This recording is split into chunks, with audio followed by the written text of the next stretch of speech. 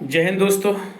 आज हम लोग बात करेंगे संविधान का एक पार्ट है थर्ड 3 फंडामेंटल राइट्स मौलिक अधिकारों के बारे में।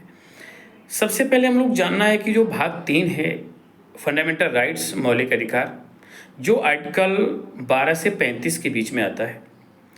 ये जो मौलिक अधिकार का सोर्सेस कहाँ से लिया गया है, स्रोत कहाँ से लिया गया है, तो वो यूएसए से लिया गया, अमेरिका का स्रोत है। मौलिक अधिकार जो भाग 3 है, जिसे संविधान का मैग्ना कार्टा कहा जाता है, बहुत महत्वपूर्ण है भाग 3, जिसे हम संविधान का मैग्ना कार्टा कहते हैं, जो आर्टिकल 12 से 35 तक आ जाता है। जब हमारा संविधान बना था तो संविधान में मूल अधिकारों की जो संख्या थी, जो राइट्स थे हमारे, वो 7 थे।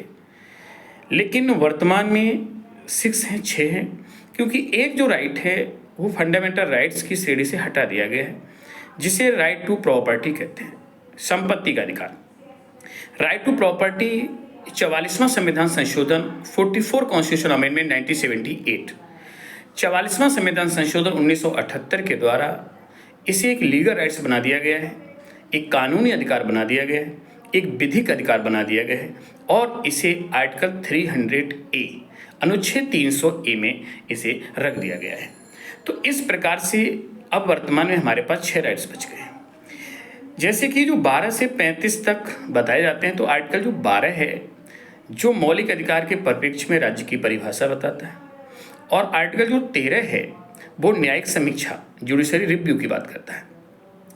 बाकी जो मौलिक अधिकार बचे हुए हैं 6, जो 14 से 18 जो हमारा राइट्स है, राइट टू इक्वलिटी जो हमारा समानता का अधिकार है 14 से 18, 19 से 22 जो स्वतंत्रता का अधिकार है, राइट टू फ्रीडम 19 से 22, 23 से 24 शोषण के विरुद्ध अधिकार, राइट टू एक्सप्लॉयटेशन जो शोषण के विरुद्ध अधिकार है, जो 23 से 24, 25 से 28 धार्मिक स्वतंत्रता का अधिकार, ये आपका रिलीजन फ्रीडम है 25 से 28, 29 से 30 संस्कृति और शिक्षा संबंधी अधिकार, कल्चरल एंड एजुकेशनल राइट्स, ये संस्कृति और शिक्षा संबंधी अधिकार है जो हमारा 29 से 30, और 32 से 35 संवैधानिक उपचारों का अधिकार है, कॉन्स्टिट्यूशन रेमेडीज।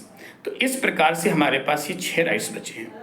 तो 14 से 18 समानता का अधिकार, 19 से 22 स्वतंत्रता का अधिकार, 23 से 24 शोषण के विरुद्ध अधिकार, 25 से 28 धार्मिक स्वतंत्रता का अधिकार, 29 से 30 संस्कृति और शिक्षा संबंधी अधिकार, और 32 से 35 संवैधानिक उपचारों का अधिकार।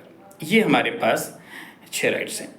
अब यहाँ पर एक बात और बता दें आपको कि मौलिक अधिकारों की कब कब डिमांड हुई। बात करें सबसे पहले जो फंडामेंटल राइट्स की जो डिमांड की गई वो 1895 ईस्वी में बाल गंगाधर तिलक ने की थी स्वराज विधेयक में। तो सबसे पहले मौलिक अधिकारों की जो मांग की थी वो बाल गंगाधर तिलक ने स्वराज बिल में की थी 1895 में। उसके बाद दूसरी जो मांग हुई वो 1928 में मोतीलाल नेहरू ने की थी, नेहरू रिपोर्ट में। तो ये मोतीलाल नेहरू ने भी मौलिक अधिकारों की बात की 1928 में। 1931 में जो तीसरी मांग की गई कांग्रेस के कराची अधिवेशन में की गई थी, जिसके अध्यक्ष सरदार वल्लभ भाई पटेल थे। यहाँ पर एक चीज़ बहुत ध्यान से समझना है कि मौलिक अधिकारों की जो डिमांड कांग्रेस के किस सेशन में पहली बार की गई, तो वो 1931 में कांग्रेस का सेशन हुआ था, कराची सेशन। तो इस कराची अधिवेशन में पहली बार मौलिक अधिकारों की बात कही गई, और जिसके अध्यक्ष सरदार वल्लभ भाई पटेल थे। 1931 में महात्मा गांधी ने भी मौलिक अधिकारों की बात कही। ये कांग्रेस के सेकेंड राउंड टेबल कॉन्फ्रेंस में, कांग्रेस के द्वितीय गोलमेज सम्मेलन में जब गांधी जी जाते हैं लंदन, तो वहाँ पर भी मौलिक अधिकारों की बात करते हैं। तो ये मौलिक अधिकारों की डिमांड जो हुई है 4 बार, 1928 में दूसरी मांग, 1895 में पहली मांग, 1931 में फिर तीसरी, 1931 में फिर चौथी। तो इसे भी याद रखना है।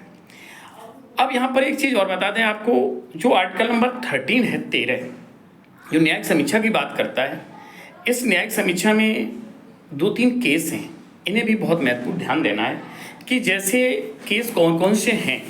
सबसे पहले हम बात करते हैं, केस है शंकरी प्रसाद बनाम भारत संघ का केस है 1951 का।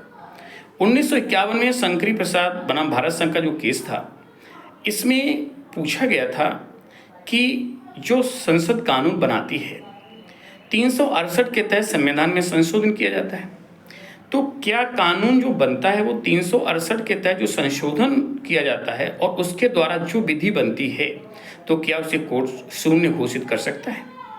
तो कोर्ट ने इसको मना कर दिया था कि वो न्यायिक समीक्षा के अंतर्गत नहीं आता है और उसे शून्य घोषित नहीं किया जा सकता है। फिर एक केस आया सज्जन सिंह बनाम राजस्थान सरकार, 1965 का केस।